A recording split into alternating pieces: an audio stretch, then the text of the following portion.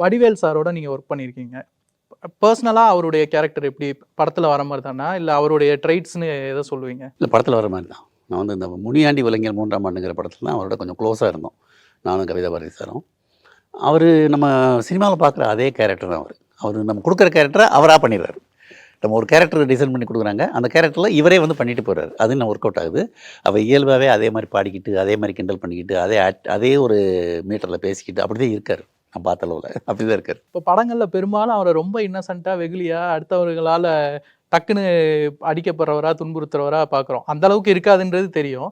But உண்மையிலேயே அவர் அவ்வளோ இன்னசென்ட்டான ஒரு மனிதரா? அவர் ரொம்ப பிரில்லியண்ட்டானவர்னு நான் நினைக்கிறேன். அவர் இன்னசென்ட்லாம் கிடையாது, பிரில்லியண்ட்டானவர் தான். பட் ஒரு இன்னசென்ஸ் அவர்கிட்ட இருக்குது. அந்த இன்னசென்ஸ் தான் வெளிப்பட்டுக்கிட்டே இருக்குது. அந்த இன்னசென்ஸ் அவருடைய பாலிய காலத்துலேருந்து வந்ததாக இருக்கலாம்.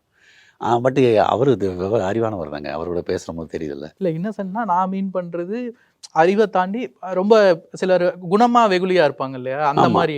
அது நான் பார்த்த அளவுக்கு அவர்கிட்ட அந்த வெகுளித்தனம்லாம் இருக்குது. பேசும்போதே சொல்லுவார், இது என்னது இதா அப்படிம்பாரு. ஏதோ ஒரு பொருளை ஏதோ பார்த்துட்டு அப்போ அந்த மொத்தம் அந்த இன்னசென்ஸ் தெரியும்ல.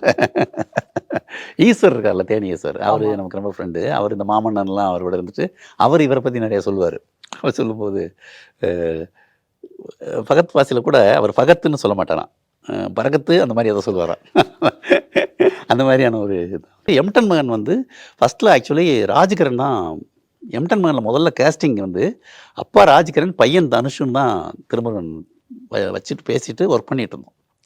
சில காரணங்களால் ராஜ்கிரண் நடிக்க முடியல, தனுஷையும் பேச முடியல. தனுஷ் எப்போ மாறிச்சு? அதாவது அந்த ப்ரொடக்ஷன்லாம் இல்லை, ப்ரீ ப்ரொடக்ஷனில் கேஸ்டிங் பேசும்போது முதல்ல இதை வச்சு தான் பண்ணிகிட்டு இருந்தோம். கேஸ்டிங்கெல்லாம் பேசிட்டு ஒரு கட்டத்தில் அவரும் அவைலபிள் இல்லை, இவரும் வர முடியாத மாதிரி ஏதோ ஒரு எனக்கு சரியாக டேட்லிங் அவன் மறந்து போச்சு. அதுக்கப்புறம் தான் நாசரையும் பரத்தையும் ஃபிக்ஸ் பண்ணாங்க. நாசர்கிட்ட போய் திருமுருகன் கதை சொல்லிட்டு வந்து என்கிட்ட சொன்னார், சார் அவர் ரொம்ப இம்ப்ரெஸ் ஆகிட்டார்.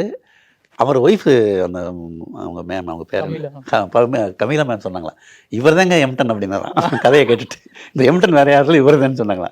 சொல்லிவிட்டு அதுக்கப்புறம் அவர் என்ன பண்ணார்னா ஹேர் ஸ்டைலை மாற்றினார்.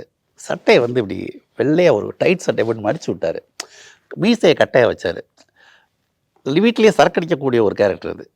அப்படியே கண்ணு முன்னாடி நீங்கள் டயலாகே வேண்டாம், அவர் வந்து நின்னாலே இருந்தாலும் ஒரு மளிகை கடை வச்சுருக்கேன் ஊரில் அப்படின்ற மாதிரியே இருந்தார்.